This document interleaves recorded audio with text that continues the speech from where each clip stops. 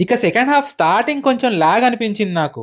Maybe ఆ జాతర getup చాలా సేపు ఉండడం వల్ల అండ్ జాతర ఎపిసోడ్ అంతా కూడా చాలా సేపు ఉన్నట్టు అనిపించింది. స్టార్టింగ్ విత్ గంగాలమ్మ గెటప్‌లో సాంగ్ అండ్ డాన్స్, దాన్ని ఫాలో అవుతూ వచ్చే 'సూసేకి' సాంగ్, దాన్ని ఎక్స్‌టెండ్ చేస్తూ ఉండే fight sequence. Of course Allu Arjun గారు ఆ గెటప్ అండ్ పెర్ఫార్మన్స్ కోసం చాలా కష్టపడ్డారు అని అర్థమైతుంది చూస్తే.